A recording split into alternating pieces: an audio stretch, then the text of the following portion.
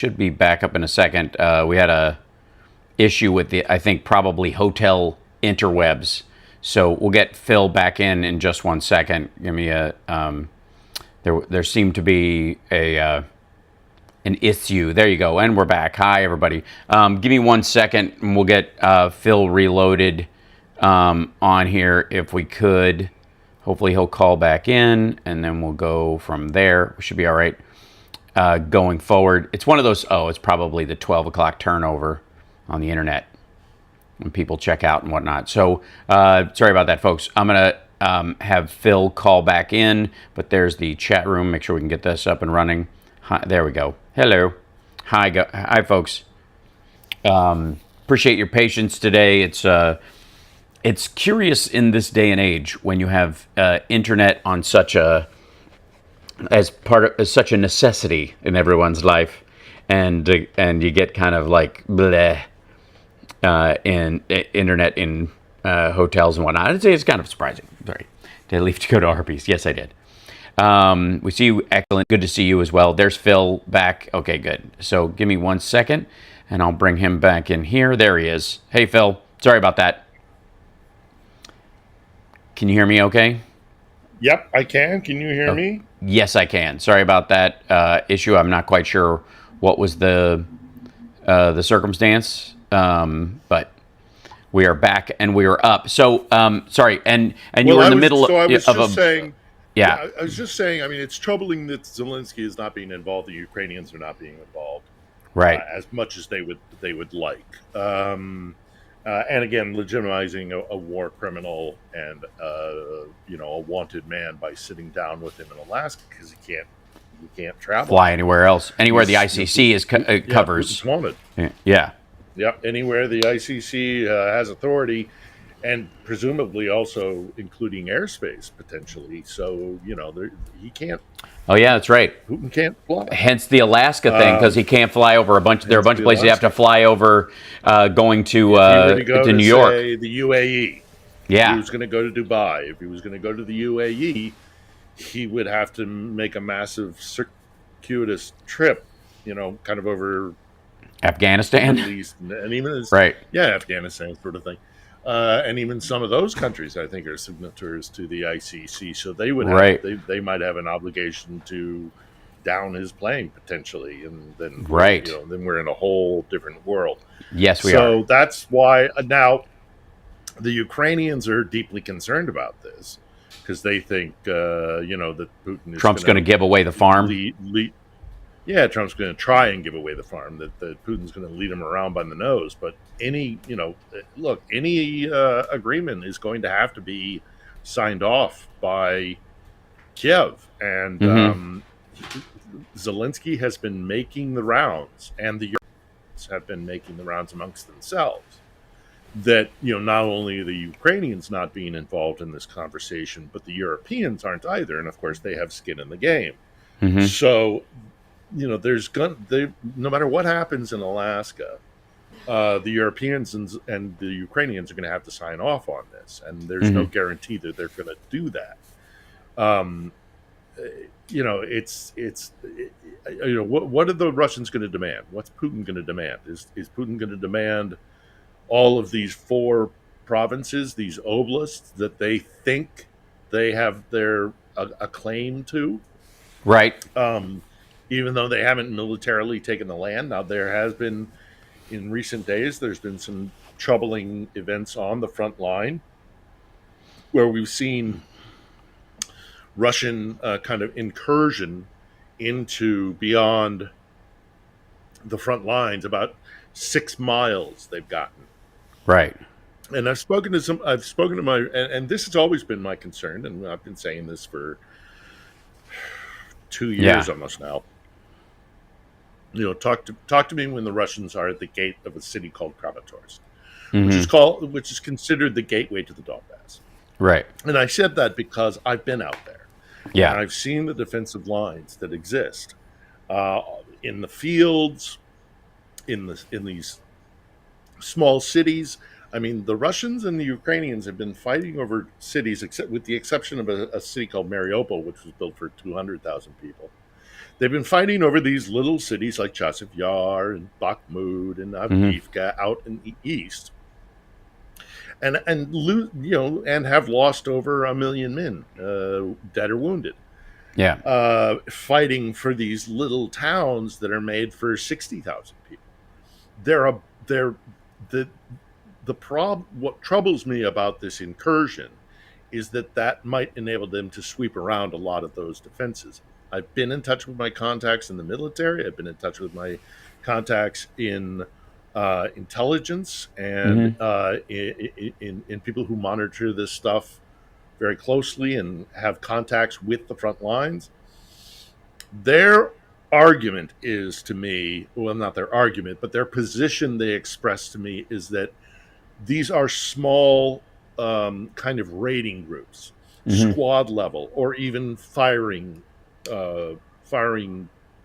team, level. So like two, 3 men, right, that have done this kind of like incursion into these areas, but they won't be able to hold it because unless you can follow that up with some very significant armor and troop numbers, Right. that you're basically sending these guys out on a branch, and they're overextended and they're in a very weakened position because they don't have the thing to follow behind with it. So nobody is really freaking out here. But nevertheless, as I say, I'm concerned about it because I've seen the defenses. And if they are able to sweep around those defenses and get to Kramatorsk without fighting through these various fortified positions that the Ukrainians have been building for years, literally years, then they're going to be able to kind of negate those defensive lines. Defense in depth is the strategy the Ukrainians have been pursuing ever since this war. The full-scale invasion has begun. Ukraine's tactics have been to pin the Russians down and make them pay in vast numbers of men and materiel for very little actual material gain. Right. This would be a get. This would be a large get if they are able to sweep around. But again, to reiterate, the contacts that I have and the folks that I'm talking to here are saying this might be for show in anticipation of Alaska by sending in these, 10 men at a time kind of thing. You go take this, you go as far as you can. Yeah. Get out there and just own, pretend to own the territory. Plant your flag, say we own this territory without actually having the infrastructure and the backup to actually hold it. Them. Right. Well, and so call it Dunkirk. I think all of this is connected. Call it Dunkirk. Yeah. It's like the idiot's version of Dunkirk.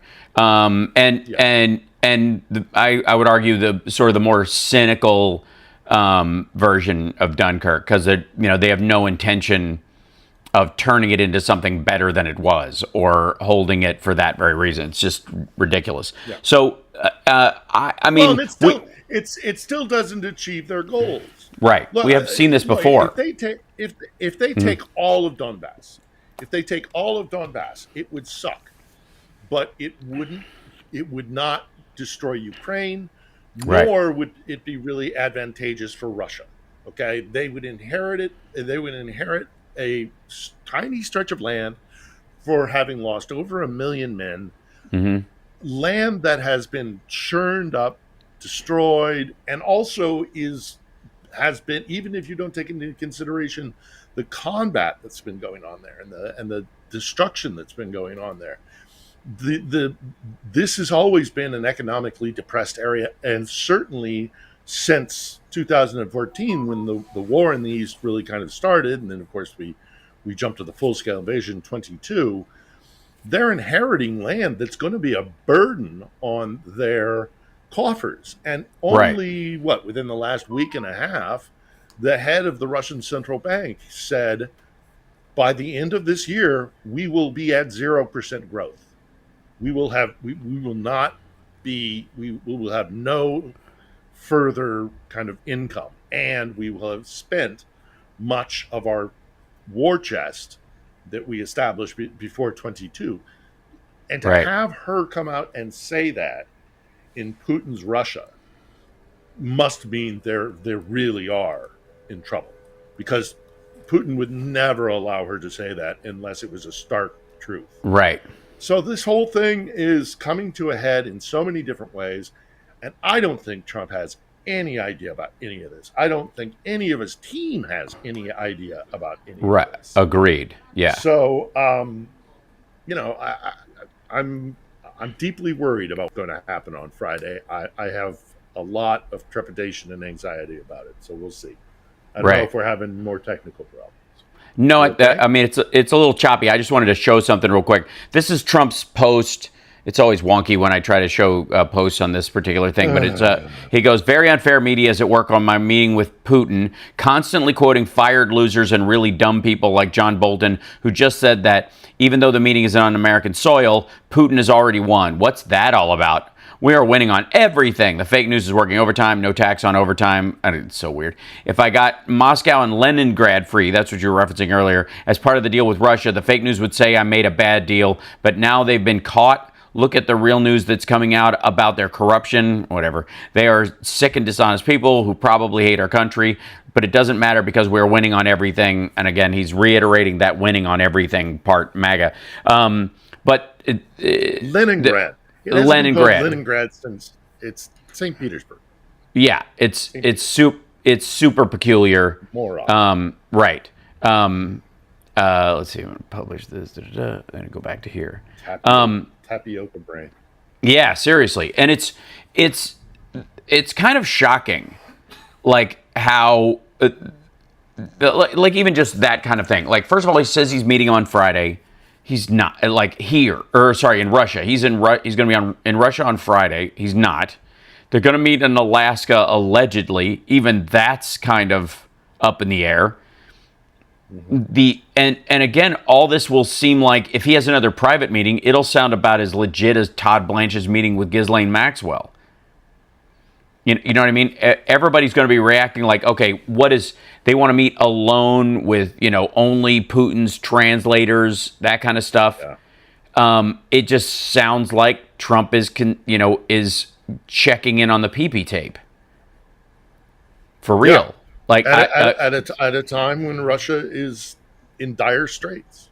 Yeah. And if he gives them those oblasts, if he lifts sanctions, if he tries to strong arm Ukraine into disarming or whatever it is, I mean, all these things that we've heard Moscow saying that they want are completely unacceptable to Zelensky. Even there's a recent Gallup poll which says that something like 69% of Ukrainians want Kiev to negotiate a peace. Well, of course they do. Right. Everybody's exhausted of this war. Nobody wants this war to go on. Especially, nobody else in the world wants this war to end more than the Ukrainians. Right. But the Ukrainians know their enemy. And they know that if Putin walks away with any kind of semblance of a victory, if Trump is able to force down the throat of the Ukrainians some form of thing that Putin can walk away with and say it's victory, then they'll be back in 5 years. I mean, literally, they will not stop because again, even if they take all of Donbass, even if they threaten Ukraine's second largest city, Kharkiv, which is the industrial heart of the East, they will not have obtained their victory. They will not attain the success that they're seeking, and that is a change of the government in Kiev to one that is far more pro-Moscow, and to regain control of Odessa so that they can control the Black Sea, and most importantly, their naval base at Sevastopol. They're not going to be able to do that, even if they are able to take, huge territory, more territory in Donbass. Even if they take all of Donbass, it won't matter. Right. If the war were to stop tomorrow, more likely than not, most Russians would see this for the utter disaster that it has been. Right. And Putin would be in a precarious spot. He's got to get something that he can take back to his people to justify what the expense that they've done, the loss that they've suffered, Sure. The current pain that they're going under sanctions. If Trump lets Putin out of the really serious trap and difficulty he's in, then whatever it is that Putin's got on Trump, whatever the compromise is that keeps Trump basically working on Putin's behalf, will have been well worth it for the Kremlin. So, I have a deep pit in the bottom of my stomach that this thing in Alaska is going to be bad, really, really bad. And even if nothing is decided, because we've also heard these discussions of like, well, this is an informative meeting, and we're just getting together to talk and stuff like that. Presidents don't meet to just chew the fat, chit chat, do exploratory, meetings. So yeah, chit chat. They meet when there's something to sign, generally, or to initiate a peace plan or a ceasefire or something like that. And if that's what happens, and it's acceptable to the Ukrainians, God bless. I gotta say, like, when it comes to Trump's attitude about these things, I agree. I think this thing is going to be catastrophic. Yeah, I think it's going to lead to more infighting. Whoop! Crap! We lost Phil again. Yeah, sorry. Hold on one second. I think we're still up on our end. Yeah, we are. One more second. I think that may have been why there was some sort of internet issue. He is in Ukraine after all. So while we're waiting for him to pop back on, hit that like, share the show, etc. There he is. Okay, he's back. There you go. You dropped out for a second. What I was saying is that, you're saying that presidents don't sit around just to chew the fat. I would argue that Trump has a particular reason to want to look like he's involved in the process, even if nothing happens. Yes. So these meetings is like, well, what the hell else is he going to do? Sit around and crunch numbers on the economy? He doesn't care or know anything enough to make a difference there. He's all about delegating everything except the showboat stuff. And in the case of like promise everyone he could solve this with one phone call, it looks worse and worse the longer it takes and the more he has to outsource it to other people. So he may be sitting around, this may be a complete flap, like him just, setting a meeting so he can look busy because of the Epstein thing. It reeks of that to me. Get the photo up. Yeah. Get the photo this is up. Like shaking hands with Kim Jong-un and saying, to draw attention away from his Russia ties, which, by the way, Kim Jong-un and Putin just, had a phone call reaffirming their ties, yesterday, right in time for this meeting. That should go over super well with, everybody, the chicken hawks and the America First crowd are both going to equally hate this, right? Because the half of them, there's a bunch of the sort of Jimmy Dork crowd and those and Marjorie Taylor Greene who are like, we shouldn't be involved in other countries' stuff. And then there's this, I think, the post 9/11 part of the crowd that goes, if every time, not just we shouldn't, but every time we get involved in it, it blows up in our face and there's going to be more violence or something like that. So we're picking fights with people who are dangerous or whatever. And in this particular case, I think the Kim Jong-un Putin thing falls into, that fear fest on the right, that, that causes that reaction amongst a bunch of them. But I mean, ultimately, is it going to do anything? Probably not. Like, they're not going to trade missile tech per se. The Russians and don't want the North Koreans, they're almost as comfortable with them having nukes as we are. So they're not going to give them ballistic missile tech or jet engines or that kind of stuff. They just want the people. They just need the cannon fodder. Yeah. And the artillery. Right. Yeah, and shells. They need the ammunition, the shells. Right. Yeah, no, it's going to be a shit show.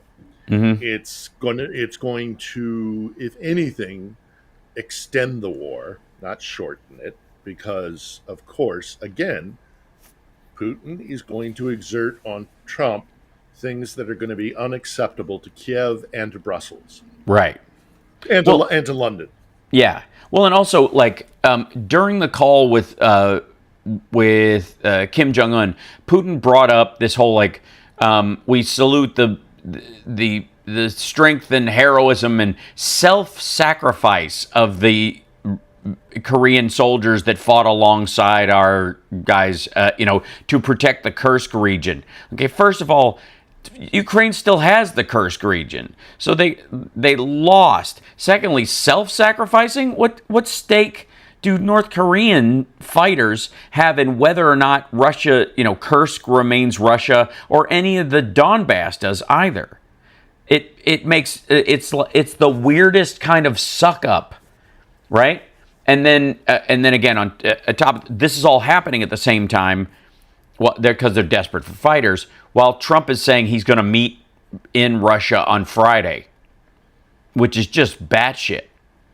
And right, so I don't see. Okay, there's a worry. I think if he sent somebody like Stephen Miller or a delegation of people from the Freedom Caucasians in the House, or anti-Ukraine guys, to instead of bypassing his ambassadors or bypassing the State Department like Marco Rubio.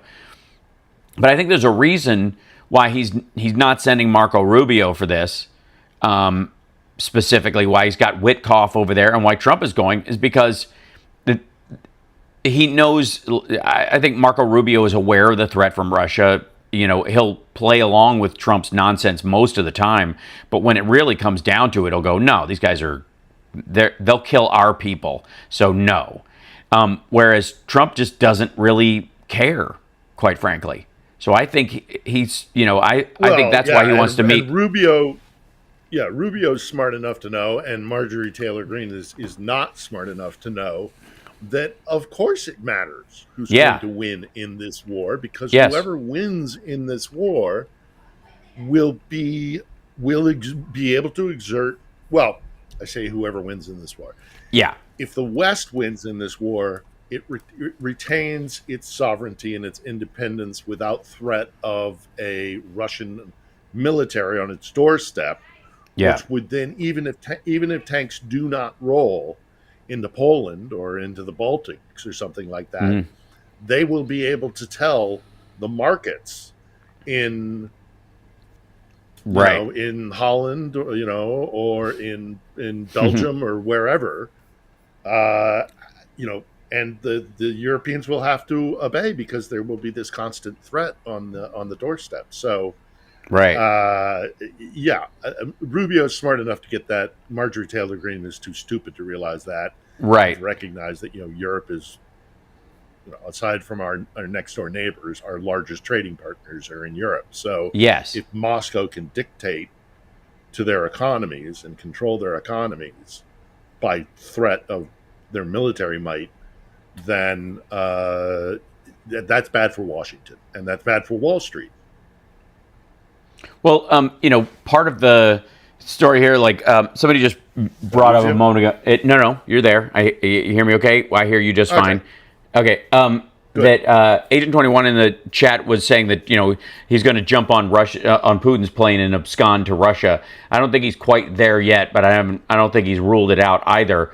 But this idea that Trump says you can't trust numbers unless you hire the right guy. That his need to micromanage this stuff is his biggest Achilles heel in all these situations, because he doesn't speak Russian. He doesn't understand the stakes or what's at play. He doesn't understand, I don't think, at all the seriousness of Vladimir Putin and what he wants from this circumstance and what he needs from it to stay in power, which is, his life. Like, he will die when this flips, right? And I think Trump thinks he's going to be fine after this, no matter what. Like, the Supreme Court's given him the right in his mind to commit crimes while he's president, and he's never going to go to jail for the stuff he did before then because he'll be too old and too Weinstein to stand trial. But he's definitely going to be free of anything he does here. So he doesn't, I don't think, have the same picture in his head that Putin does. Putin has a genuine fear for his own life and well-being that raises the stakes immensely. And again, the dude is he's a fucking KGB agent at his heart. Like he knows how to manipulate people, and there has never been someone as like easy to manipulate in the American presidency as Donald Trump. If Macron can do it, with with a handshake, then Putin can, has practically got this dude hypnotized. I mean, somebody, CIA or somebody, has to film these meetings to see what goes on in them, because I'm not saying it's a Manchurian Candidate thing where they're actually straight up hypnotizing him, but the manipulation stuff, it's going to look like an interrogation video. Yeah. I mean, yeah, if there's one good thing that it's happening on American soil is that we probably will have the ability to monitor it, even if the Russian security forces sweep the room and do all the rest of it. They're on still our territory. We can manipulate things so that right, which is, again, if it even happens.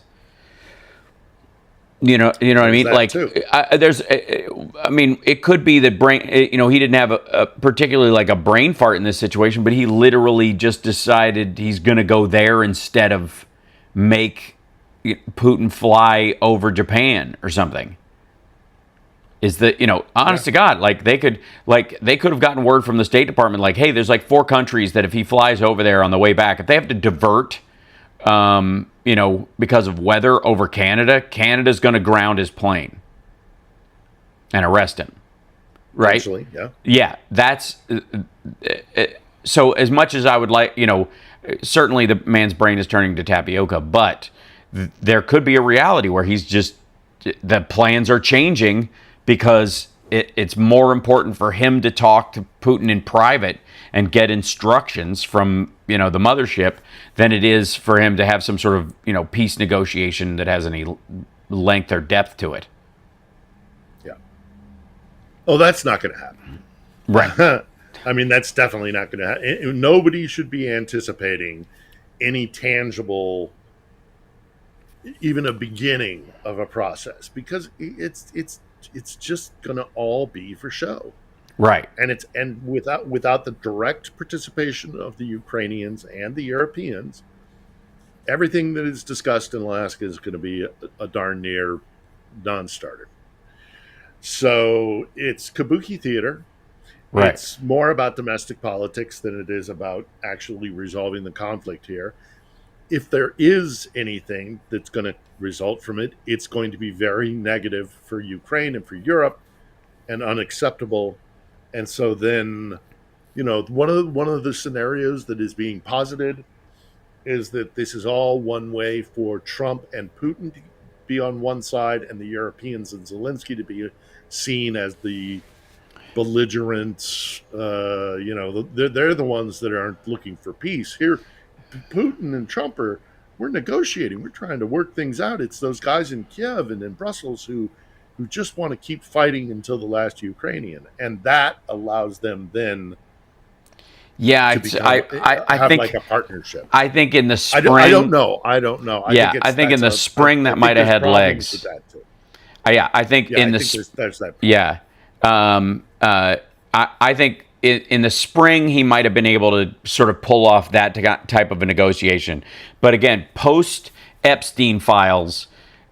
Everything is going to look like a slapdash distraction. And again, since the Ukrainians can't this is, okay, the Russian baseline is that they want Luhansk, Donetsk, Zaporizhia, and Kherson. Right. They want all 4 of those areas. They have not taken Kherson. They have not taken, and Zaporizhia entirely. Yeah. Yeah, it'd be like taking San Diego and then saying, give us all of California because we've got San Diego. It's just, dumb. Yeah, it's ridiculous, right? And utterly unacceptable. Utterly And especially, unacceptable. well, exactly. And I think the thing is, like, asking, that's one of those things where, like, it almost feels like Putin, as much as he's got problems, he's got to find a way to solve this or whatever, that some of his power base is dunking on Trump and making him dance on the head of his pin. And I just don't see a situation where, the Ukrainians go, okay, we'll take it, off you go. Like, especially like Zaporizhia and Kherson. Like, just, I don't see that happening. So again, even if it's like it's trying to be Putin and Trump against the world, like some sort of, celebrity couple, it just makes it'll just look worse. It'll look like he's getting tapped along, as he said, by Vladimir Putin, asked to give things that nobody would give up, and at the same time, he's it's a distraction. A Russian radar system in Western Crimea was just taken out. Like, there's still so much fight in the Ukrainians, and Russia is losing its ability to fight. So the giving up this land makes less and less sense by the day. Yeah, and this is the other point that I wanted to bring up, is the fact that, Russia's spring or summer offensive is not working. There's some successes here, some successes there, but it sure as heck isn't the thing that they need it to be, which is this kind of major advancement to go and to threaten a city like Kharkiv. That's not happening. The Russians aren't being successful in what they need to do in their summer offensive. So Putin has Putin's got that to contend with as well, as the fact that his troops are depleted. They're not finding success on the front lines. Nothing to really speak about. And again, his coffers are nearly empty. Yeah, that's the economic picture is increasingly getting bad as well. And you don't turn to, places like North Korea if you're winning. You just don't. You couldn't even, and if you were winning and you had a reasonable, ethic behind the fight that you were making, the Chinese would back you up overtly and not covertly, right? They would specifically, be on your side. Hello? And in the case of, they're obviously they're backing out of the room. No, we're okay, thank you. Yeah. So, they don't want to see Russia lose potentially, but also at the same time, they have to recognize that this is an utter failure for the Russians. And to try and eke out some sort of success so that Putin can save face and stay alive, I think Beijing would prefer that outcome. But it's blatantly obvious that Russia's not winning this war, and is unlikely to win this war. So, again, because they're not going to change Kiev, they're not going to get the Black Sea back. Right. They're always going to have to worry about Odessa. They're highly unlikely to take Kharkiv. Even with this, again, the incursion we began this conversation about, which I think is weak sauce, but we'll have to see. I don't want to put on rose-colored glasses. There's a lot of intense fighting going on out in the east, but as we've discussed in the past, there's a whole string of urban centers where they've been fighting for, again, cities that are built for 60,000 people. They're about to get up to a line of what the Ukrainians call their fortress city line, which are places that are made for 150, 200, 250,000 people. They're industrialized cities with factories and foundries and smelting plants, places that can easily be turned into absolute, just murder trenches for the Russians. And then that means the casualties go through the roof. Right. And the world will see it. And so Trump going to Alaska, peace in our time, it's Munich 38 is what it's kind of being equated with here in Ukraine.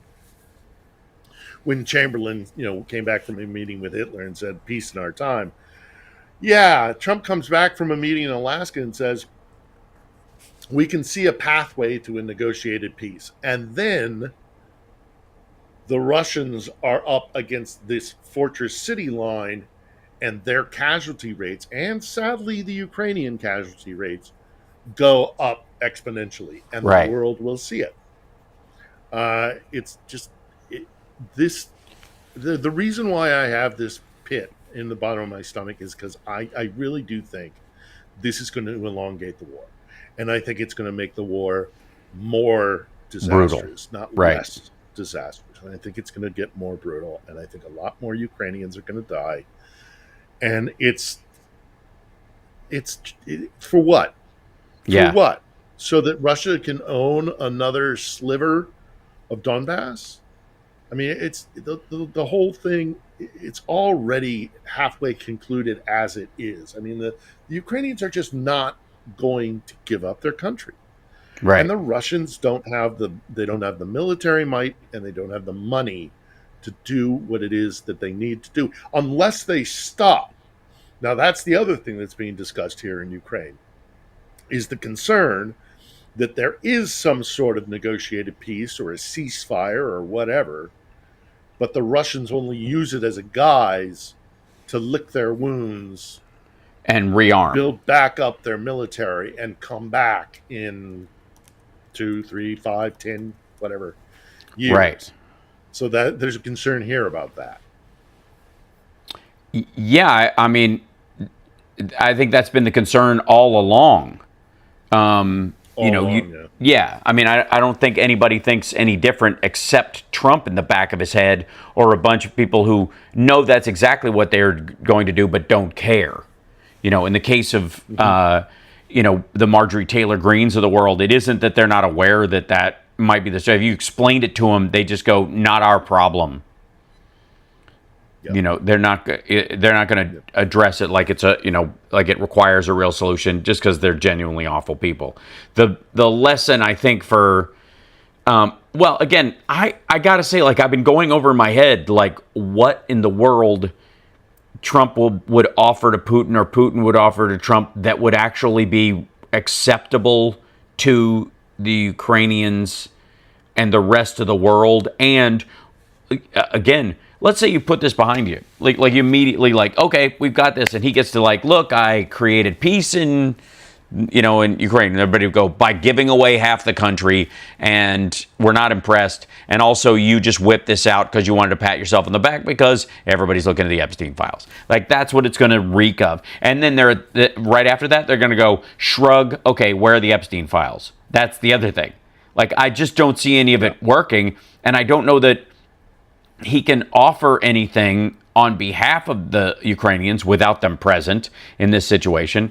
I felt like it was, I don't know if it was Zelensky, somebody goes, would you shake hands with Vladimir Putin if you were invited to this thing?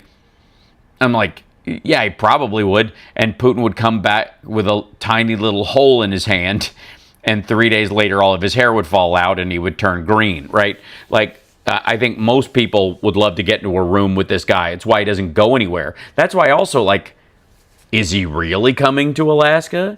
Is this really actually, you know what I mean? Is this going to be a rug pull as well? Or and was it ever going to happen? And is Trump going to just go over there and go, well, he had, his plane had issues, but I've got this lovely Qatari plane, so I'm going to fly over there. And then what? Like, I just don't think the people around him take any of the national security aspects of it seriously at all.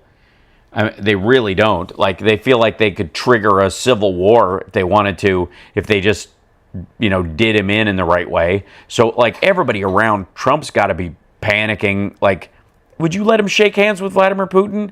Physically touch his hand? Like, right now? Like, it's just weird. Like, it's like why Biden did the fist bump with MBS. And you're like, hey, dude, I've seen too many videos on how all, your little joy buzzer assassination tools. So no, how about no? And in this case, like, I don't know what he's got to offer. I don't know if he even understands the issue itself enough to know if he's come away with a deal.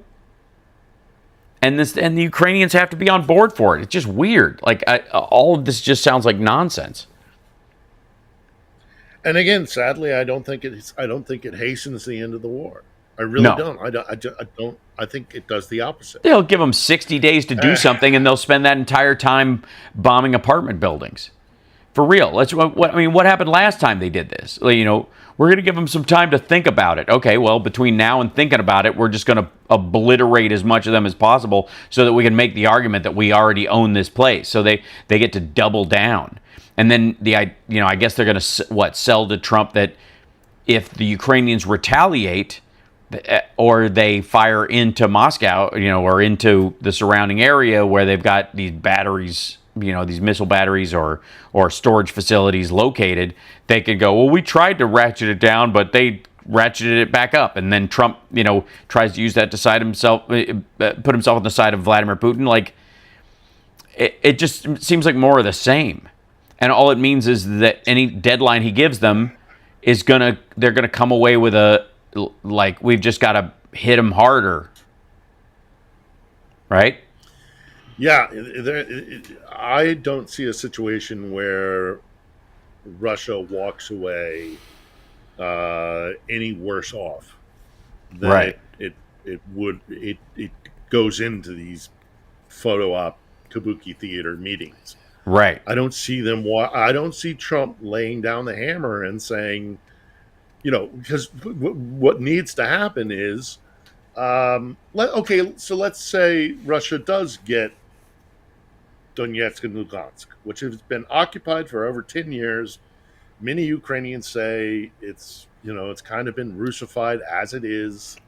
Right. But Kherson and Zaporizhzhia are non-starters.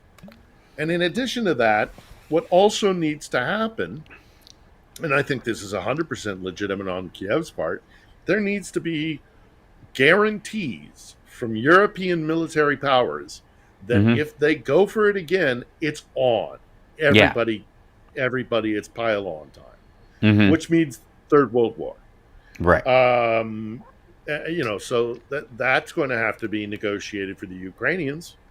The Ukrainians are also going to want reparations for the massive amount of damage that's been done. The Ukrainians are going to want their children back. Right. Yeah. Yeah. Which, by the way, something happened this week that really, really was deeply upsetting. The Russians have started putting out online catalogs of the children that they've stolen from Ukraine. Jesus. And it's like, well, little Sasha, she likes to cook, and she's really good at gardening, and when she grows up, she says she wants to be a nurse.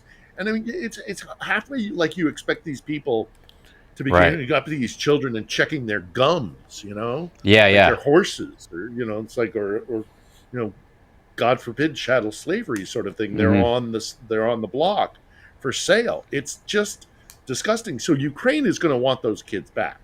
Yeah, that's going to be that is not a small thing. That is an enormous part of the demands that Ukraine is going to make. And I don't know if the Russians are going to go for any of that. I mean, reparations?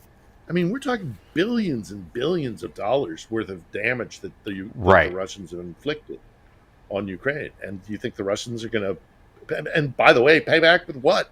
Again, they're going to be at zero growth by the end of this year. That's their own central banker. The head of their own central bank says we're going to be at zero growth. It's just, the whole thing is, it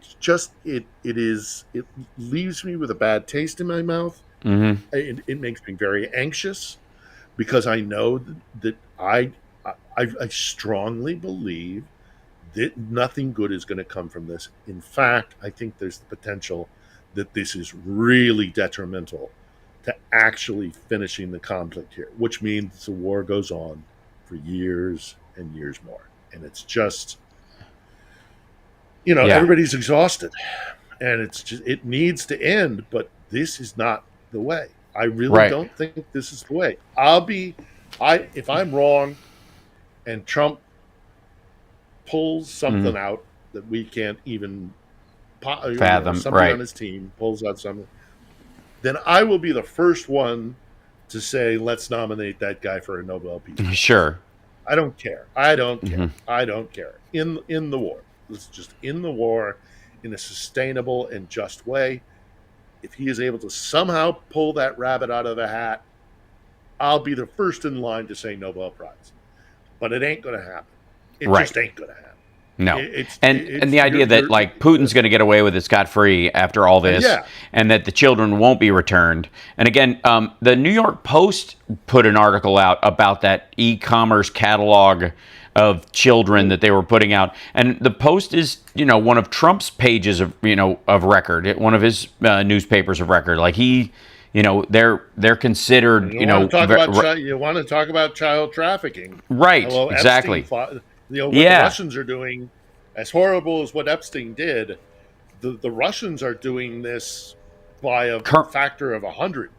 Yeah, I mean, right now, live. Right now. Yeah, yes, as we're speaking, and the idea that he's going to give any space to that, or not pay attention to it, like I think most of us are at the point where we don't want to hear it from any maggot anywhere that that these guys care about child trafficking, considering his relationship with Jeffrey Epstein. But then on top of this, to negotiate something where these children don't come home, or if that isn't part of it. And again, every reporter needs to ask him about this over and over again. I think one of the things that, you can hammer war stories back and forth a lot. You can chit chat all you want, as a news about land taken and land lost and soldiers' lives in a battle.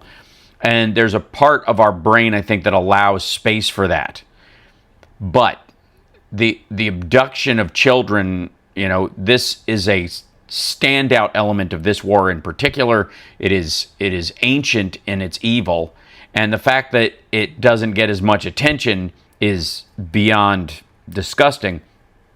But the people that are, the reporters that are talking to Caroline Levitt and stuff, when they're bringing up Russia, if it is one of those areas, maybe like the Epstein files, where there might be a place where, for MAGA, their heart outruns their head, where they start recognizing the seriousness of this issue, and because it's in terms they can wrap their head around. Missing and exploited children, is something they pretend to care about. So why not, draw that line? If we can get a press conference and somebody has the guts to do it, and I hope that somebody in the press corps does, to put that question to Putin, with Trump standing right next to him. What are you going to do? Are you going to return the children? Oh my God! Openly, publicly trafficking. You're proud of it. You're proud of it, right? Dude. Yeah. You got an online catalog putting these children up for sorted by age, gender, and eye color.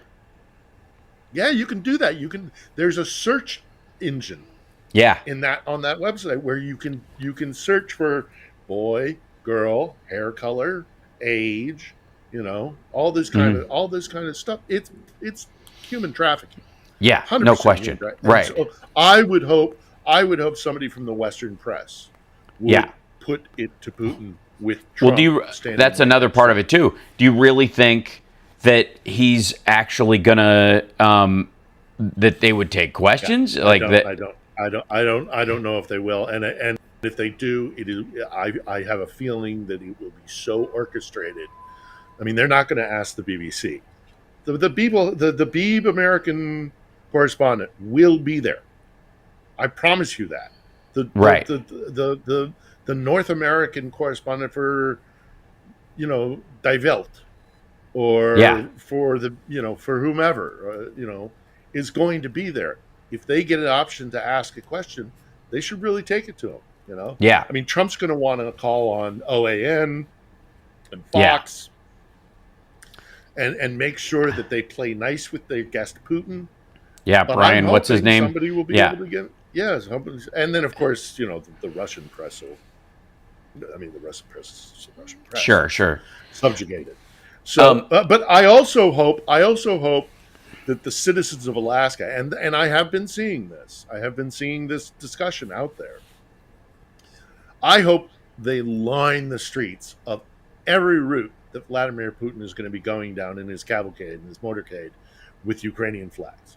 Yeah. I mean, every single step that he takes while he's in Alaska, there should be protesters with Ukrainian flags saying, right, you're a war criminal, dude. Right. You're a war criminal. Citizens arrest. He should not receive a warm welcome in Alaska. Right. I have so we're a little over this hour, which is totally fine. And Lev had to reschedule for Monday, which actually works well considering the quality of internet where I am. So I'm gonna I'll finish up now and bow out, and we'll see you on Saturday Happy birthday, on the Summer. regular show. And Phil says happy birthday. Thank you. I don't know if you heard her, but she said thank you. I heard. See him again. I heard. Yeah. When do we get to see him again? Yeah. She goes, when do we get to see you again? It's so hard to get in and out of this country, and and I'm still working hard on getting the show up and running. Yeah. Just before I sign off, I mean, obviously, we have a problem this week with the show because no matter what we film prior to Friday, if indeed the Alaska meeting does proceed, is going to be dated because this is going to change everything. No matter what happens on Friday. This is going to, the metrics are going to change. So I can't really interview anybody. I had a guy lined up. He was a military leader, a high-ranking officer in the Ukrainian military, and I just had to say to him, we don't know what's going to happen on Friday, so we're going to have to postpone until next week. But what we're going to try and do, this is the plan, is that I'm going to go back to some of my prior guests. Yeah. And ask them if they would like to come on Saturday and just do 5 or 10 minutes, and bam, bam, bam, bam, bam.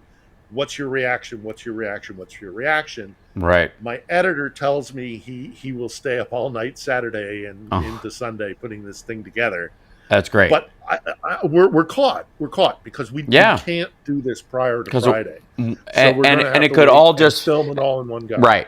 And it could all just be a big flap. That's the thing too. It's like on the one hand, and it could be even that's something we could talk about. I mean, I'm yes, this is agreed. why I want I'm getting a message out to Lev. Because I had him on the show prior, so I've got him. Malcolm has agreed because as a good Navy man, he wakes up at the crack of dawn.